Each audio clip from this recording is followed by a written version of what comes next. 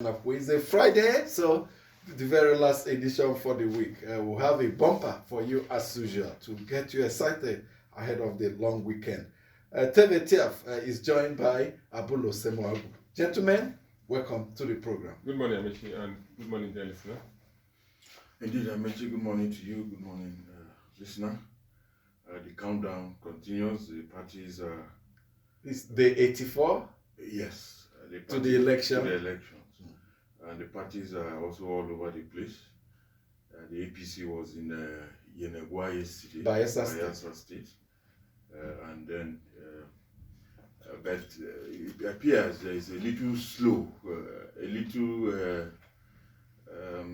whether it's management of resources or management of, whatever it is. The good thing is they are talking to people, more people, also making the promises. But again, we always ask the how.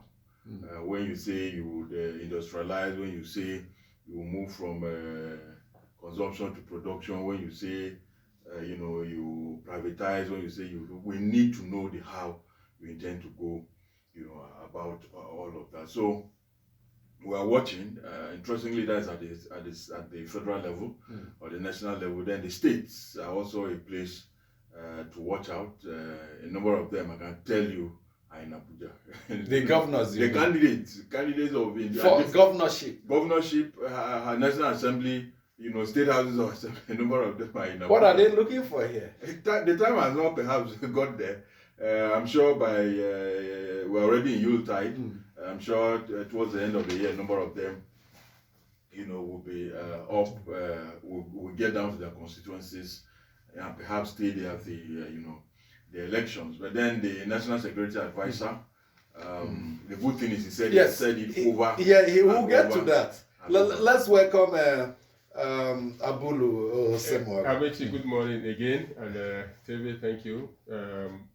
Let's start with the Labour Party, the crisis in the Labour Party. We heard yesterday, it was shocking that the DG campaign, the presidential campaign was expelled by his party. Don't forget. In Ogun State, his own state.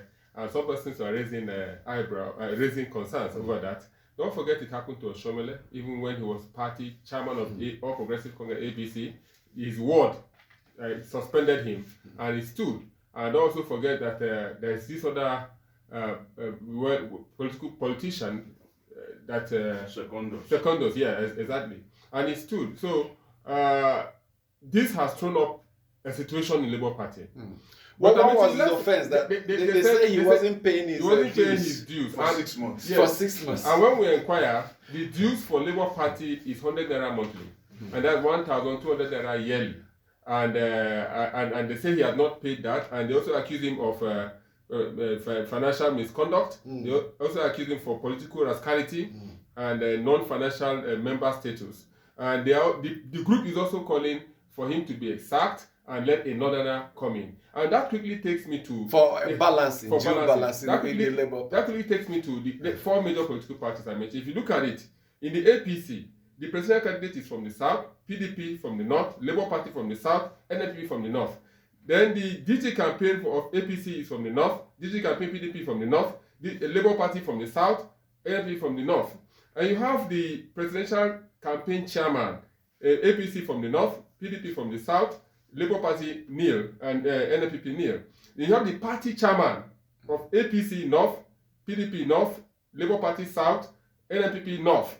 Vice presidential candidate, APC north, PDP south, Labour Party north, NPP south. So if you look at it, you see that APC has north, and south, the presidential candidate. The PDP has north, south. You have Labour Party has south, north.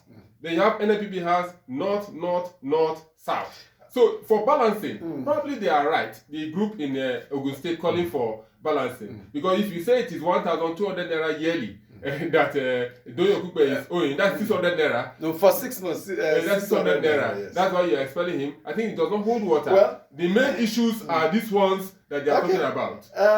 In Akwa Ibom State, perhaps somebody will do that of the religion, because in Nigeria, ethnic and religious consideration weigh very heavily.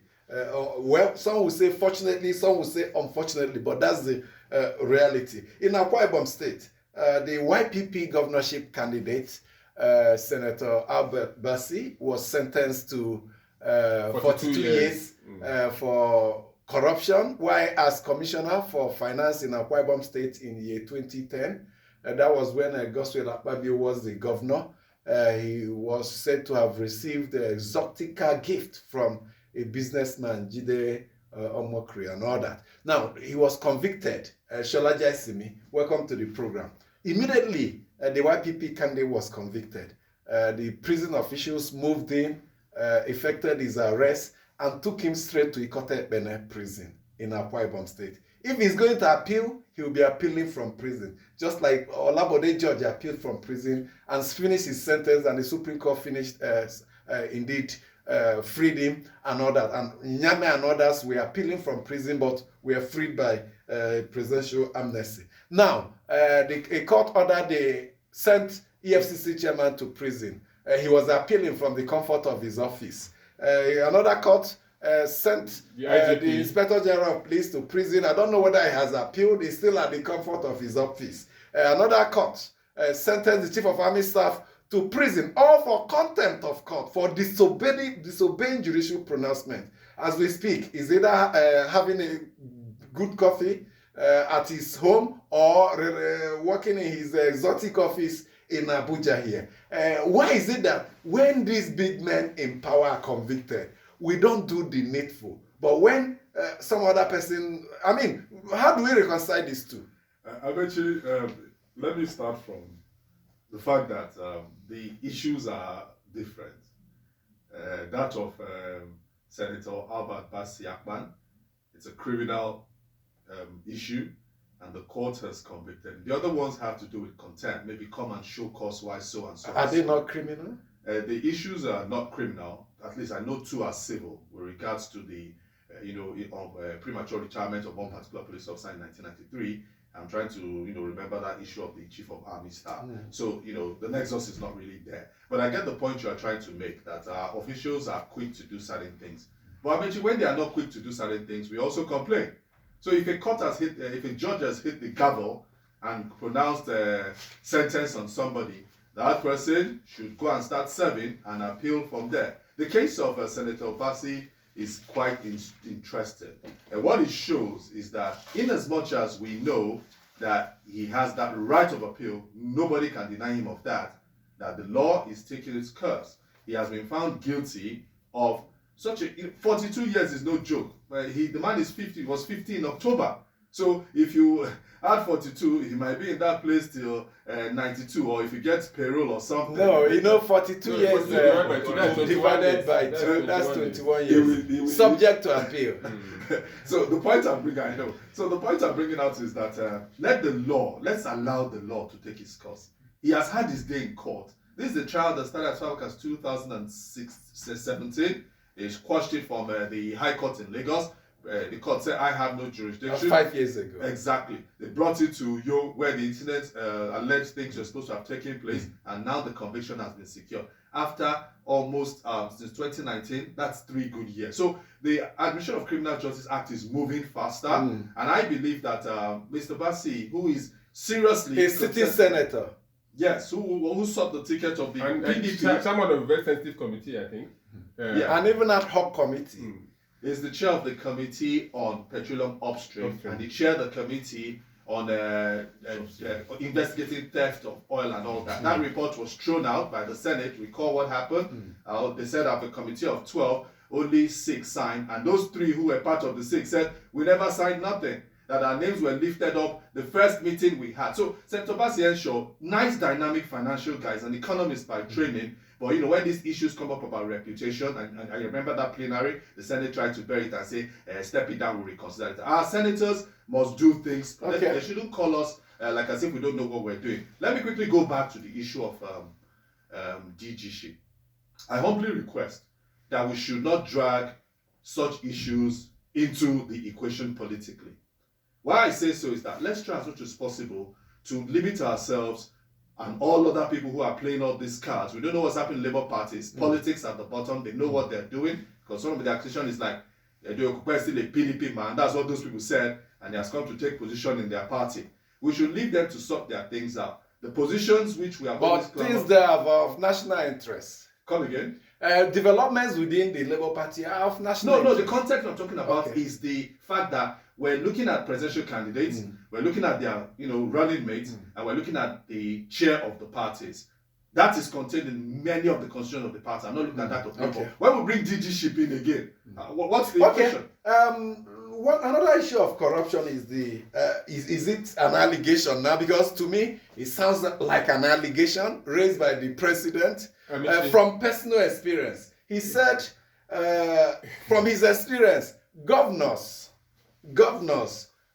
help themselves with local government funds. The instance he gave was 100 million meant for a local government. Governor will take 50 million and ask the local government chairman to manage 50, and whatever is left after payment of salaries, nobody knows. So the president is saying this should not continue to happen. Yes, this president took steps to guarantee autonomy, financial autonomy for local government. He signed an executive order mandating the Attorney General of the Federation to deduct from source the account accruing from the Federation account, any sum belonging to a state government that has interfered with local government funds. Well, the governors went to court and they had their way. The court declared, a judgment came that the president overreached himself, that there are procedures. If you think they did that, come to us as the court. Is the court that will not give the order. So apparently the president has taken steps to deal with this thievery of local government funds. But he appears to have given up. What can I do?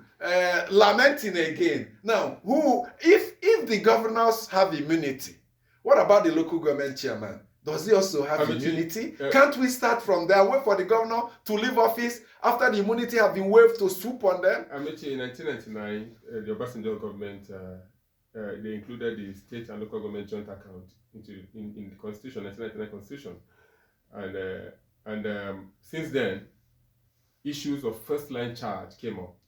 Now, let me go back a little. The primary school teachers and local government employees.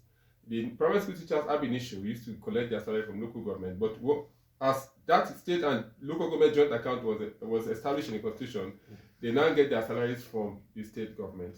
And they say they are happy that the salaries are paid as at when due. But that has remained an issue between the local government employees and the primary school teachers, which has been the issue as local government employees keep fighting for autonomy. Now, when you drag further, you discover that this issue came up, and as it is now, 16 states are the only ones that have passed. 16 states have House of Assembly are the only ones that have tried to see if they can pass the LG autonomy. And you need 24 states to pass LG autonomy so that it will be effective. In the current constitution. Yes, so that it will be effective and it will be binding on all. But if you look at it, 75% of these state House of Assembly members are not even coming back. So they are not interested in having local government autonomy. What the president signed, the executive order, was political and administrative autonomy. The financial aspect is not there. So the president should be at the lead of the lobby for state assemblies. The financial autonomy is not there. So now, if the president has mentioned this, Amechi, some of us will advise the president to go further. Although he has mentioned... To do what? To go further, to tell us if he has submitted the name of that individual to AFCC for further investigation. But he has tried by mentioning that the person is a lawyer. So I expect... That the governor? Yes, he's a lawyer. So how many governors are lawyers? Civil society organizations should dig deep to know how many governors are lawyers. How many of them are lawyers? Unravel from there. Very many of them. About 5 of them. But I know that he was just giving an instance. He actually made reference to the governors, and he was just giving a particular instance and say, for example, one would be a lawyer that should know. He was making reference. No, he was emphatic. As one who should know. And that, they will, for example, 100 million, they will take 50 million, and then, so it was just a scenario, he was trying to paint. Let me remind us quickly here. Wike is a lawyer, Gabuba is a lawyer, yes. Akeredolu is a lawyer, Lalong is a so do we do tumbo? No, we can't speculate here. Just to give you the information, yeah. do your deductions. I mean, I'm happy that we had the multi-dimensional poverty report. That is what is throwing up all of this. I recall 48 hours ago, the Minister of State for Budget, also came up with the same issue, and then 24 hours there about the president. I won't be surprised that even today somebody else may come up with this. And it has shown us a lot of things. Yesterday I was trying to push it forward. We didn't have the time. Some of us have argued over time that the poverty we have in Nigeria is not poverty of the pocket. It's poverty of infrastructure, poverty of facilities, amenities, and all of that, which is what, the multi-dimensional report has pointed to. The Buhari administration, yes, he came in and he always praised himself, that nobody has had the kind of poverty programs that they have to, Whether it's yielded fruit.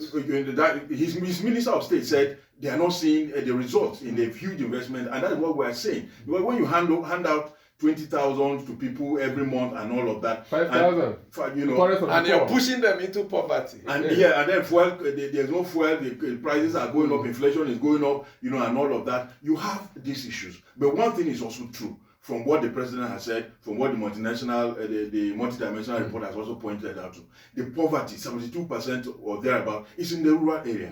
And what should we be doing about it? And it's also very true that the states, and which is what we have also emphasized here over time, that we talk about national, everybody talks about national, the president, what of the states? What of the states? It's a major issue. Shola Jaisimi, we shout it every day that it's not that the infrastructure are not good, the physical infrastructure, but the soft infrastructure should be the basis. It's only when you have finished and done with the soft infrastructure, education, health, housing, that you go to the fiscal. But the governors will always concentrate on the fiscal. And we shout every day here that it's not the right thing to be done. But my anger and my concern is that Nigerians appear to have keyed into, and it's in one of the mails we'll be sharing, into this flyover mentality, airport mentality, bridge mentality. My flyover is bigger than yours mentality. That's my anger, that citizens are clapping when we should be shouting and saying, no, there are no health institutions in the rural areas. Those are the rural folks are not going to school. We won't raise those questions. We'll be clapping for them for building long flyover bridges. Abechi, the clap and clappings you're talking about are probably political. The fact remains that not a few of these governors believe that I must leave physical infrastructure that people will see and say, who built that bridge? Who built that flyover? Legacy project. Exactly. I didn't call it legacy. I don't call them legacy. And that's what they call it. That's what I said. I said they call it legacy. They call it. Those are things they ought to do. Because I need to take us back to a case in point in Lagos. Lagos is a classical example of a balance. I'm talking about in the Second Republic. Jack Conde came into that place. The military governors before him, administrators as they were called then, were overwhelmed. And Lagos was the capital of Nigeria. What did he do? He set up everything. Roads, is it education? People that were doing like 3 shifts to get an education in Lagos primary and secondary schools. And he built what he called Jack on this. That's afternoon and morning. Exactly. schools. Some people will come for 3 hours in the evening as well. It was that serious. Does it still operate? No, it can't operate again because they built many of those Jack on these schools and things have moved on. But there are people who have even in Enugu where I grew up, they were at some point they introduced it. I don't know whether it's still functional to accommodate the huge number. Exactly. Lagos's case was very, very interesting because the place was choked. So we can see governors who have plans, who have strategies, who says, I will put physical things on ground. I will also ensure health, education, and these other ones that have to the indices of the people, the lives of the people have meaning. So we shouldn't kill the governors. They have their own view of what they need to do, but we also need to juxtapose everything. Even at the center, the federal level, they are doing almost the same thing. So federal, state, take the knock. The parties have a fundamental role to play. Don't forget, Jack Kende was a member of the Unity Party of UPN. That had free education. And we had that in the Southwest. So the parties have a fundamental role to play in development anywhere. Okay. Perhaps when they come again and tell us my flyover is bigger than yours, we show them the multi-dimensional poverty rating and tell them, for instance, your state is at 35 or 20. That's our own way of measuring. Stay with us as we go on.